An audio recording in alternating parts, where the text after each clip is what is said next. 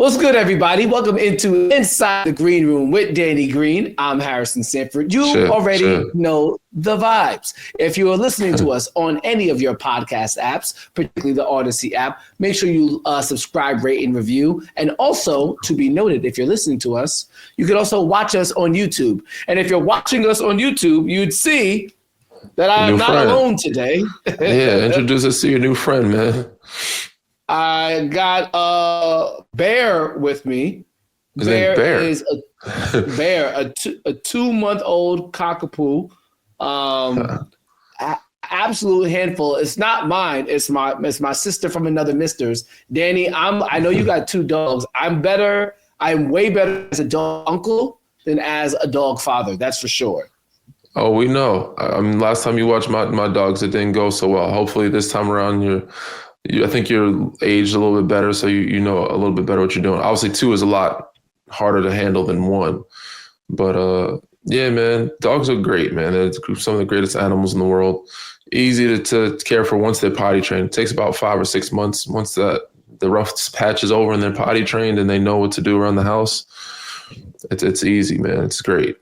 Make you live longer. This is the tough part because Bear has a diaper that Bear's gonna have to wear because I ain't gonna go around the house cleaning up poop and piss and all that. I'm not with it. I'm not with it, right? Right? Yeah, you get him little what's the name pads, he'll be good. But yeah, it's a pain in the ass. I'll tell you that. It's definitely a pain in the ass. Yeah. Bear actually has a brother that I watched last week as well by the name of Brunson. We'll talk about speaking of Brunson, we'll talk about the Knicks in just a moment as the NBA Cup got tipped off on Tuesday night. But the biggest of NBA Cup games, if you stayed up late, you know what time it was. Steph Curry and the Golden State Warriors welcome back Klay Thompson to Chase Center or Oracle, however you want to call it. And it was quite, Danny, I would say, the spectacle from everything that we saw, from Klay Thompson walking into the arena and 400 employees from the Warriors organization and greeted him with the captain's hat, a tribute to how much Klay liked to be on his boat, to the video that was shown before the game. It was a lot that went into yesterday's festivities, and in the game, absolutely delivered as well. But first, your opinion of all the pomp and circumstance that went into yesterday's game and all the buildup that went into it. Rightfully so. I mean, they did it right. And I think they asked for his input on some of it. And I'm sure he wanted to keep himself locked in and focused and kind of downplay the game, but also didn't want the organization to do too much. But he deserves that. He deserves too much because he's done a lot for that organization. And they're not the same group or the same, I guess, dynasty without him. And everybody in the world knows that. But yeah, he deserved every one of his flowers. He deserved to be showered with a lot of love. Captain's hat was a nice touch. The organization, I guess, all the staff greeting him as he walked into the building. The video, they did a really good job, and I'm sure he very, very much felt appreciated by his former group. So, and he had a great night playing. So, I'm happy that he started out great. The first couple plays, him and Steph matched up. He went right to the post, and J. Kidd called his number. You could tell he doesn't really post up much because he didn't post up like close to the basket. But he got fouled, got to the free throw line. I think that kind of settled his nerves. So it was really good to see all those things happening around him. You've played in a return game before. You've returned to San Antonio after spending a long time there. You returned to LA. I remember that game specifically, even though there weren't a lot of fans there. I don't remember. Then I do remember your return game to Toronto. There were fans there. That one took a while. But I saw you on The Jump yesterday, or NBA Today yesterday, and you mentioned some of the nerves that went into that game. I think for Klay Thompson, while it was nerves, he also just wanted, he played like he wanted his lick back. Like he wanted a contract. Like I think yours and his, obviously you guys are two different players, but yours and his circumstance was a little bit more different. And I think that showed out in the way Klay approached the game and the way he performed.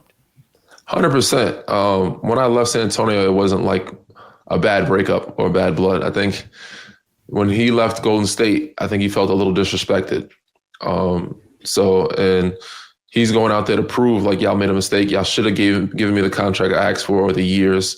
And I'm sure the new guys are going out there like, we're doing okay without you. We're going to bust your ass too. Like Kendrick Perkins said it yesterday. We were talking on NBA Today. This was not a happy ending for both sides. And every time, even if it's not a bad breakup, you're going out there to prove to your old team, to your ex, like, yo, I'm the goods. You made a mistake. So on both sides, I think both sides were trying to, prove something. And I said the players on that side, on the Golden State side, and then of course Klay on his side, trying to, get his lick back. So I unfortunately said going back to San Antonio wasn't like that. I still wanted to play well. That's one of the very few buildings. I wouldn't say very few. I've played for a good amount of teams. So the other buildings I've played decently well in, I've got a chance to play well. And in LA, we didn't get a video, but I did get my ring. It was COVID. The fans were empty. But I did play well, so I was able to play well in that building. In Toronto, I had to take some time to play in that building because they had moved to Tampa for COVID.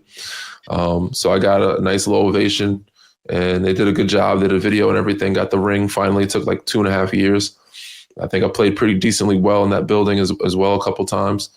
San Antonio was tougher. The whole Kawhi situation made it very hard to, and not just that, but adrenaline. I'd been there for 7 years. They played a really nice video, but they cheered me. They booed Kawhi, which, I felt good about it. They still saw me in a great light. But we got smacked. I think DeMar had a triple-double. His first triple-double of his career, DeMar DeRozan. I didn't play great. I didn't make a shot. I don't think Kawhi played great. I think we lost by 20. But there's a lot of emotions running high being in that building. And it was tough. It was tough, man. But they did a great job. Every team and every building I've gone back to have done a great job of welcoming me back. So with the exception of COVID happening and making it tough in LA, tough in, Tampa, which Toronto was playing. And so I had to wait a couple of years to get back to Toronto. But yeah, all those other buildings, Cleveland, I was there for a short stint. Memphis, very short stint. But the teams that I actually spent time with did an amazing job of making me feel welcome. Even when I retired, they showed a lot of love. I know it might be hard to describe, but could you describe as a basketball player the impact or the negative impact of too much emotions, too much adrenaline? Like, how does that actually play out? Are the shots longer? They're shorter? Yes. You think it's like... As a shooter, that's why it's even tougher. So luckily for Klay, not luckily, but he's smart. He got to the free throw line early. When you're a shooter, you have that much adrenaline, you might have too much on it. You know what I'm saying? So like a lot of my shots, I remember it being in San Antonio when I did my warm-up, I don't think I missed a shot in my warm-ups. I was like, all right, feeling good today. Like I know this building, I remember it well. To get to the game, everything was just a little bit long, a little bit, back rim, a little bit too much on it and just too much energy into it. So sometimes it could help you in playing a game. Sometimes it can hurt you. So to different games, different situations, and only other times that those are the most difficult games because there's so much emotion. The only other comparison emotion-wise that I felt like was like an outer body experience that I couldn't really control myself or feel myself in the game, where I was like, damn, I can't feel my shot. The shot feels awkward, was when we did the tribute to Kobe. When LA, we did the Kobe tribute. There's so much emotions going on, and trying to play, like, it was the hardest game, but I felt like I had to play like as a player, trying to feel my body. I couldn't feel my body the way I wanted to. Like the ball felt weird, me trying to shoot the ball. Everybody's crying. Everybody had emotions.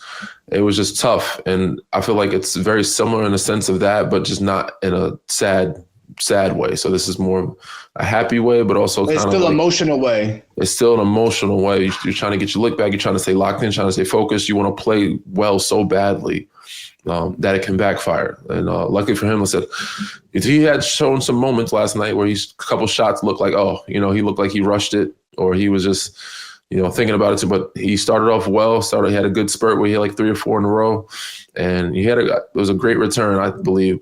Just too bad Steph Curry became Steph Curry of the Olympics. Night. In the fourth quarter. Yeah, he became Steph Curry of the Olympics in the fourth quarter. So he looked special last night.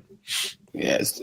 Klay Thompson hit a three-pointer to put the Dallas Mavericks up 110-105. And then after that, Steph Curry scored the next 12 points for the Golden State Warriors. He went off in those last 2 minutes. Golden State gets the W. They were able to do that double screen action at the top of the key to eventually get him isolated against Derek Lively. And Derek Lively versus Steph Curry, barbecue chicken advantage. First game back too. It's his first game back. I think. So like that's not a good island to be on. Your first game back, fourth quarter.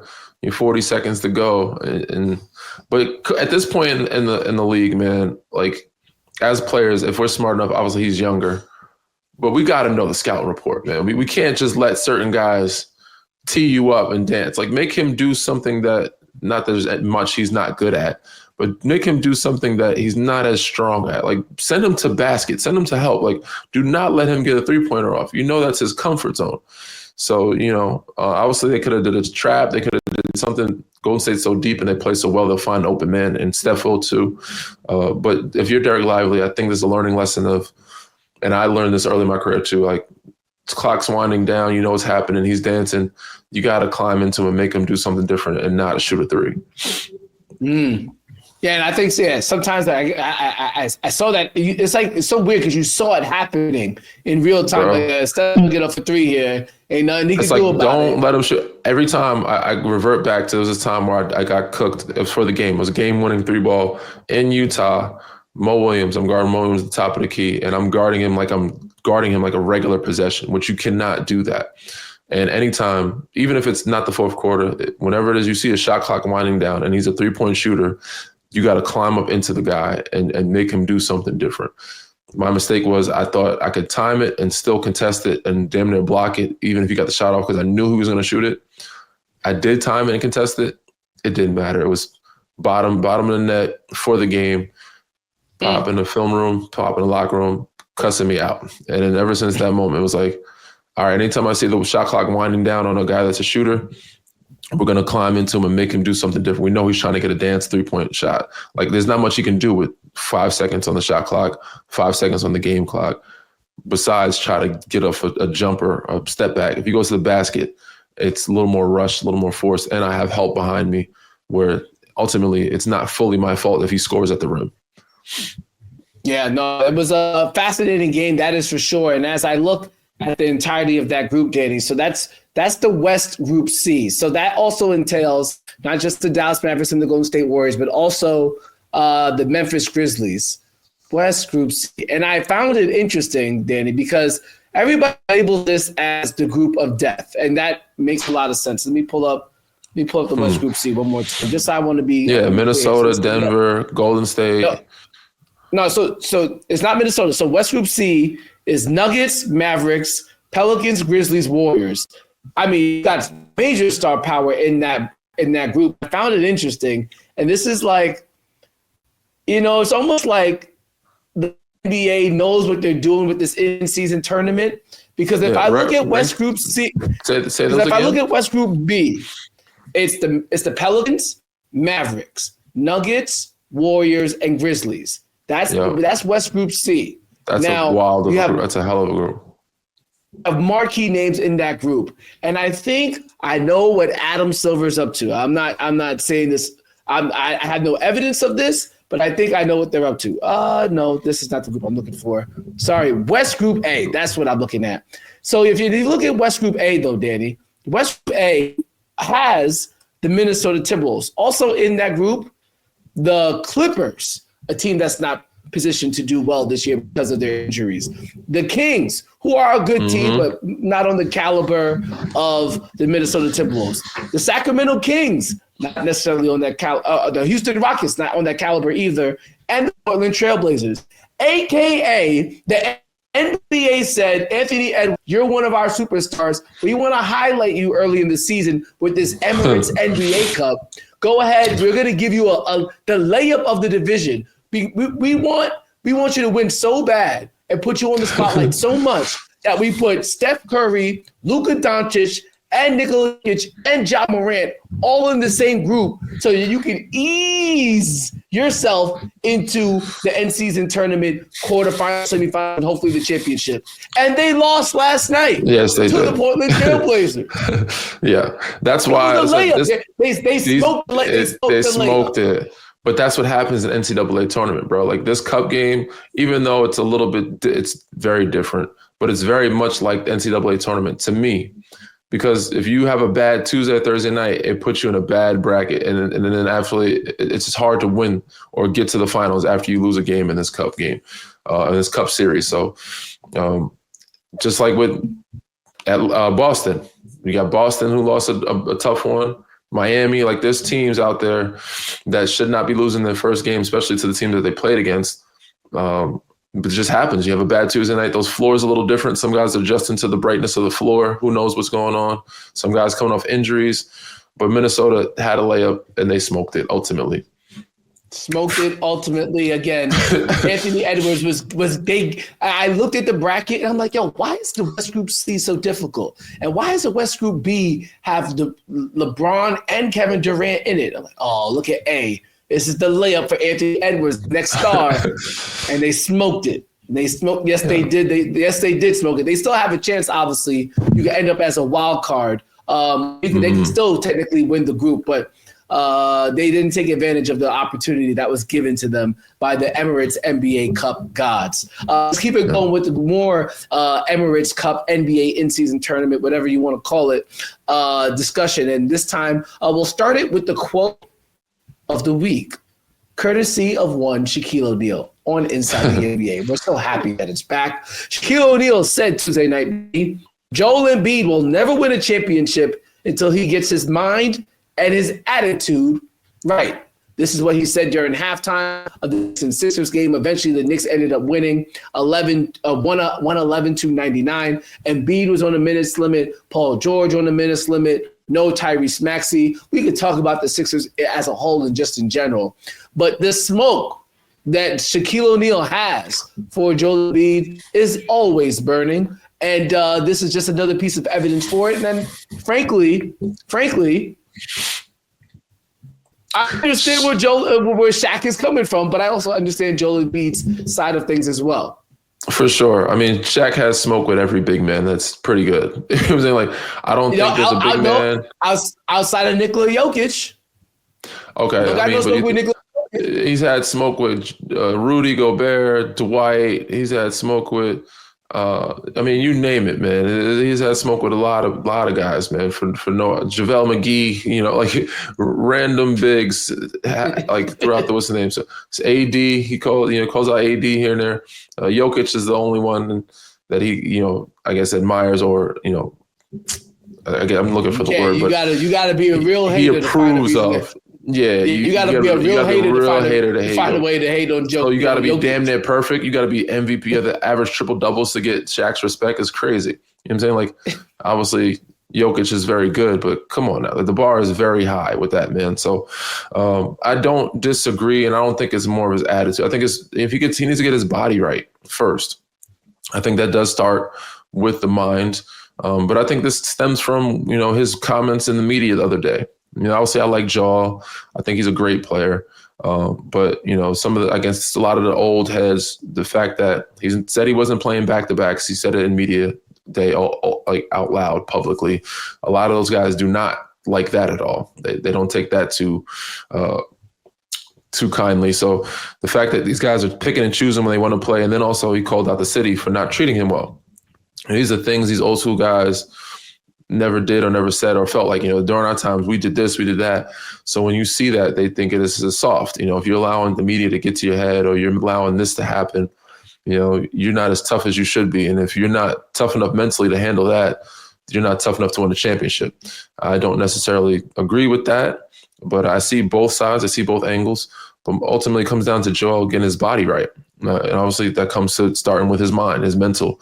But I think when he wants to be a force, he very much is. And when he does that and he has the right pieces around him healthy, I think they very much are in contention of being able to do so. So yeah, Yeah, I think obviously they're going to put themselves behind the eight ball. It'll be interesting to see he plays the back-to-back on Wednesday night as they take on the Cleveland Cavaliers. I hope he does for entertainment standpoint, but I don't see that happening. And obviously we'll see what happens with Paul George. I will say this, though, Danny, as it pertains to the Philadelphia 76ers and the whole Joel Embiid thing, it's Van Gundy said it last night during the broadcast. He said nobody should be surprised if Joel Embiid misses games and if Paul George misses games. He said at a certain point, it's not luck. It's not a string of bad luck.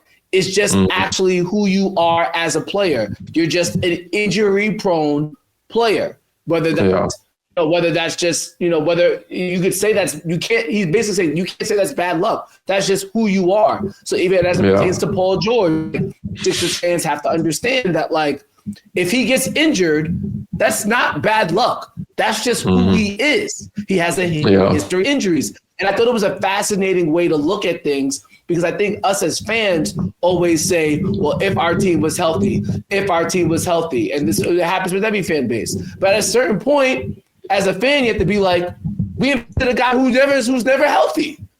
Well, what did we expect? So it should be expected that he's never had.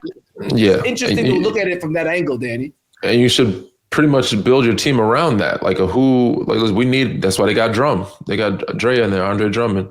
Like, knowing that we're gonna miss some games, we need a good backup to replace this man when he's out. And then they got Yabusele. I don't know how to pronounce his name, but Gershon Yabusele. Yeah, he killed in the summertime. So they got him as another backup, and he's playing very well. So the reason why you get those guys is because there's going to be some time where Joel is going to miss. And then you need Tyrese Maxey to stay healthy. You need the Paul Georges to stay a little bit more healthy. But that's why you got Kelly Oubre. That's why you got Reggie Jackson you picked up. You got Kyle Lowry there. Now you got Jared McCain, who's picking it up some. He's learning, but a rookie, but another point guard that can help.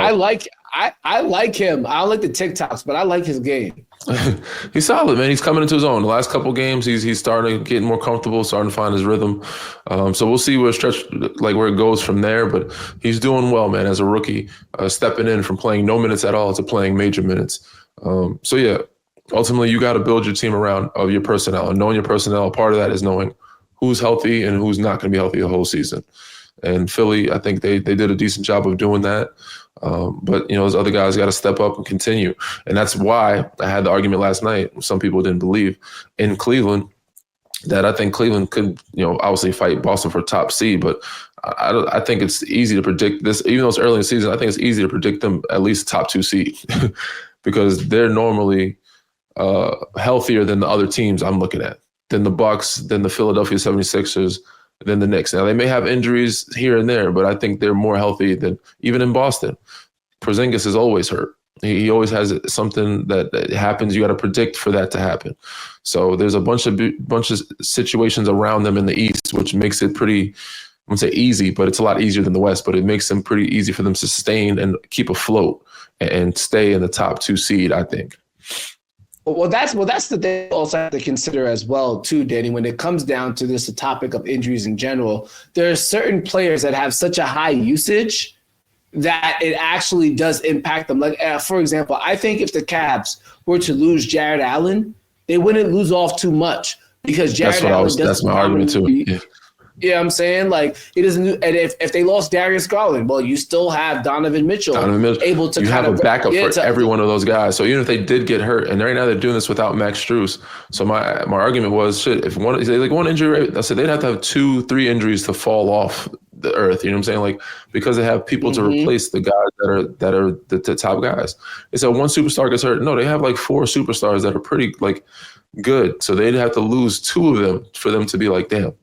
So, but even said Jared Allen being questionable tonight for Philly's game, there's no Joel playing tonight. So I think they're going to be okay. I think they're safe. You know what I'm saying? So even when they do have injuries or people out, with Max Strus being out, the other teams, Boston just got Jaylen Brown back 2 nights, a couple of games ago. Porzingis is still out. It only a matter of time before Tibbs. You guys are playing 6 deep in the Knicks. I don't want to see anybody get hurt. We've upgraded.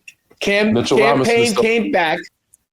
Campaign came back. Matt Ryan is put into the rotation. Sooner than later, Precious Achiuwa will come back. The Knicks will open up the rotation. Man, hopefully. We're still waiting for them to get 100% healthy. Even Indiana, even when they are healthy, to me, they're just very inconsistent. But the teams that are around them in the East, it makes it easy for them to sustain where they're at right now. Yeah. Yeah, it'll be fascinating to see how the Sixers season evolves, that is for sure. What Joel Embiid looks like and in what type of way he will be used now, because you have Paul George, because you have Tyrese Maxey. That chemistry that they're going to need, I find it interesting, Danny. If you go back to 2019, you played with Whitner, and you obviously had Kawhi Leonard on that team, but he only played 61 games, I remember. Joel Embiid is slated to play even less than that. At this point, you would have to assume that Paul George might have one more stint on the injury, and then obviously Tyrese Maxey's out with the hamstring. And this is not a team that has continuity. I think when you won in 2019, even though I missed a boatload of games, and sometimes I didn't even know he was playing until game time, that team that you entered in had continuity. They had been knocking on the door of the Eastern Conference Finals for a very long time. They had a veteran point guard in Kyle Lowry, who had been managing the ship for a long time, and DeMar DeRozan. So obviously DeMar wasn't there anymore, but like all those guys had kind of come up together. I think with the Sixers, while you could say, okay, as long as we have Joel Embiid healthy, we're good, there's not as much continuity. And as somebody who's won championships before, I don't know how much you can express the importance of continuity might be in crucial moments. Yeah, they have a lot to make up, man. They have a lot to figure out, but hopefully they get right by Christmas. Hopefully can steer the ship for at least keep those guys together for at least 2 months, right? And then, whatever injuries they have, hopefully they have it before March or before April anyway, and that they can get back in rhythm by end of March, carrying into April. But ultimately, the reason why Tyrese Maxey had his injury, he was playing a lot of minutes. His usage rate was crazy, shooting 30 times a game, leading the league, field goal attempts. Even him being as young as he is, it takes a different type of shape to be in, to shoot 30 times in one game, let alone every game that you're playing in. And playing that many minutes and carrying that load, that's the formula for a hamstring tightness type situation. So hopefully he'll keep AD and Joel with him so we won't have to carry the load as much. They found something in Jared McCain, which will lighten the load for him, hopefully. We'll see what happens moving forward with them. But Cleveland is a team right now to be talking about. They're the ones playing, balling out. We'll see what they do tonight. Hopefully they don't lay an egg. They're playing Philly with no Tyrese Maxey, no Joel Embiid, more than likely what we're assuming. And if they get 13 straight wins to start the season, that's a lot of ground that they have, a lot of space they have, a lot of leeway for teams to try to catch up. I understand the hype around the Cavaliers. I understand what they're doing with Kenny Atkinson. I think you and I both talked about it before. We were high on them coming into the season. I was high on them because I think Kenny Atkinson kind of understands how to work with the 4-5 spacing a bit better than the previous regime there for the Cavaliers. And I also believe, he's putting the ball in Evan Mobley's hands a lot more. It was one of the off-season points of emphasis for this team, and I think it's benefiting them.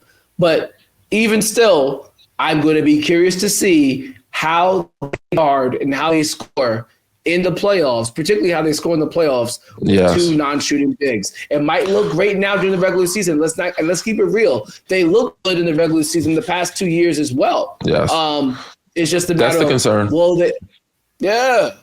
So, but I still think, and I was talking last night, if they get top 2 seed, or if they even get the 1 seed, they have home court advantage, and the team that they may be playing outside of Boston and New York, if they can avoid those two, they can have a pretty easy path to the Eastern Conference Finals, in my mind, depending on how it aligns. Yeah. Obviously, if they play Indiana or Orlando or Milwaukee in the first round or 2 rounds, I think they'll play Milwaukee. They'll beat Milwaukee. They'll beat the Indianas. They'll be able to beat the Orlandos like they did last year. So if they avoid those teams, I don't think they beat Philly. If Embiid is healthy, they're not beating Philly. The way Embiid tosses around Jared Allen.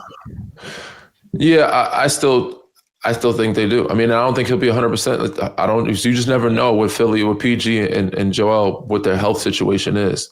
And the way I saw them play last night, obviously it's rusty. I still think Cleveland, with the familiarity they have with each other, the continuity, and said the double bigs that with Jared Allen and Evan Mobley pushing the pace, and then you got those guys able to spread the floor, bring Joel off the floor. I think they can do it. If you have Kenny Atkinson, you're the right coach. I think they can get a Philly. I think they can get anybody but Boston. If they can avoid everybody but Boston, I think they can eat the Eastern Conference Finals pretty, I wouldn't say easily, but I think they have the right road, just like Indiana did last year. They had some things happen, some health issues happen. Nobody expected Indiana to be in the Eastern Conference Finals. The Cavaliers somewhat have my attention. Again, I still got to see it in the playoffs. I will tell you this, though. We're talking about the Cleveland Cavaliers. We're talking about the in-season tournament. We're talking about Klay and Steph. You can talk about a number of things. The buck needs to stop at one place and one place only in the NBA, in my opinion. There's only one person we should be talking about. His name is Nikola Jokic. Danny, he's doing it again, and he's doing it even better. It is incredible.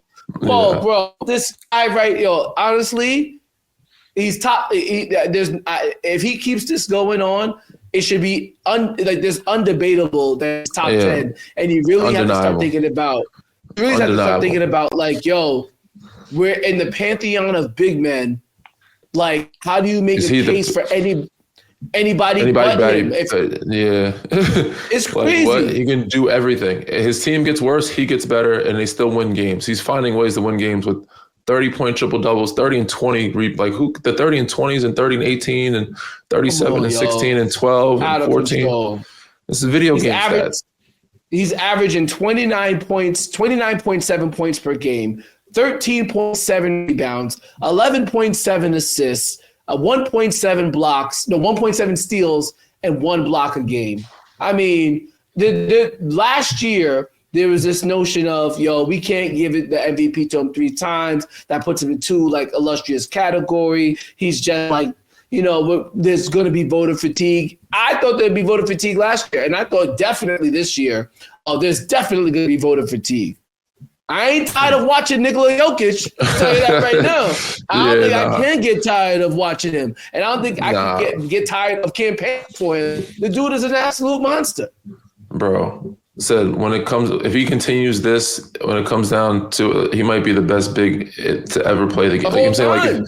Of all time. And he's I play with a lot of greats, man. I've been very fortunate and blessed. If I was a part of the NBA today, or if I could still play today, there's no other guy that I'd rather play with. And that's very few people you could say that about. Even guys that are very special. Steph Curry is one of them. Luka's another one. But there's guys that are really good that you just don't care to play with. Nikola Jokic, man, he makes the game, looks like not for himself, but everybody around him looks like he makes the game very easy for them. And you feel like you have a chance to win every night you step on the floor with that guy, with him having the ball in his hands, him calling the shot. So special player. Love to see it. It's crazy to see that he might be able to sustain this for a while, because not like his body, he does a lot of athletic stuff. He can keep this going for a while. You know what I'm saying? He's not like he's jumping out there. He's not injury prone. He plays all his games, show up in a business suit. He's ready for business. He's ready for action. So if you're a gambling man, I'd take a lot of money and bet on Nikola Jokic every night. I think he'd be pretty successful. Yeah, some of his numbers are out of this world, and I'm very, very, very interested to see how it continues to pan out. I heard you on NBA Today say that you thought Shai Gilgeous-Alexander should be the favorite for MVP, and I'm looking at Jokic. I'm like, there's no way. I don't care what Shai Gilgeous-Alexander does.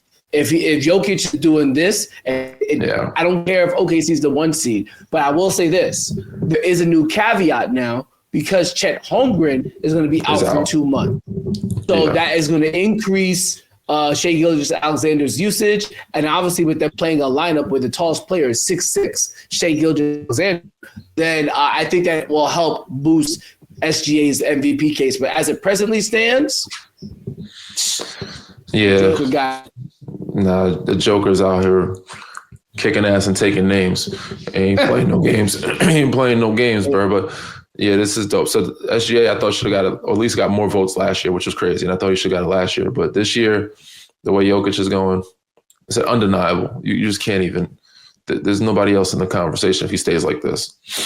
I also, before we get out of here, I also want to give one more player that we should be giving our attention. I think the world is getting this person's attention. I think it's so cool, Danny. So, saw this news late last week. Juju Watkins, we all know her. She hoops for USC, has been trained by one of your former coaches, Phil Haney, who was with you when you were with the Toronto Raptors and with the Los Angeles Lakers. LeBron James production company, I believe it's Spring Hill or Uninterrupted or one of those, is probably a combination of all. Probably a combination. Producing a documentary on Juju Watkins that basically travels with her throughout her high school career and her first year at USC. Now, living in a multimedia world, I'm not surprised Juju Watkins has a documentary about her. Here's what I think is so damn cool, Danny. And obviously, we're coming off a historic season for the WNBA. They are going to, now it's going to be available on Peacock, right? The entire documentary. But here's what's really cool about it. They're going to debut the first 2 episodes of this documentary on NBC proper, like the NBC, the national NBC TV channel, as basically a live debut, and they're airing it, Danny, right before the Notre Dame and USC college football game, which is major eyeballs. Wow. Like USC, yes. Notre Dame is big time. Football days, bro. Football is big time, but that is a rivalry. Yeah, and they're using it to lead into that game. Not on, and no shit, Peacock. This is not going to be not debuting on Peacock. It's not debuting on Hulu. It's not debuting on Netflix. Nah, this is on NBC. Shout out to regular signal. This shows you where the game's going. Everybody has that channel. Basketball's going. Exactly. You don't need cable to watch this. You don't need you don't need internet to watch this. Shout out to Juju. Is some TV wires. Yeah. And that's that. Shout out to Juju. I think Shout out huge. to LeBron. Shout out to their production company. This is dope, man. And this is what the women's side needs. They need more of this. But this is a win all around, man. Love it. It is really pretty damn cool. I got a chance to meet her. I got a chance to see her work out with Phil. And I've seen her grow, since she's been a youngin'. And, she's going to be special. And she already is special. So I can't wait to see what she has in store for this year and her next couple of years being there. I don't know, she'll probably break all the records if she stays all her years there at USC. But a documentary, being able to see her background, her life, how she came up, her high school days and then college days. And it's just crazy to give somebody a documentary this young, but it just shows you how special she is and how special she will be, because she still has a lot of life left, but I'm sure she's gone through a pretty good amount of life. But this is pretty cool, man. And Bron and his group, and Bron and Co. and company, they do some special things, but this is probably one of the top 3 for me. Yeah, this is, to have the documentary, okay, I'm not surprised anymore, but to have it debut in that time slot on NBC, it really does. Football on day. NBC. You kidding me? Oh yeah, right before Notre Dame USC football game. Yeah, they're trying to really, they're really trying to elevate the game, and rightfully so. Juju Watkins is a type of woman you could elevate the game around. That is for sure.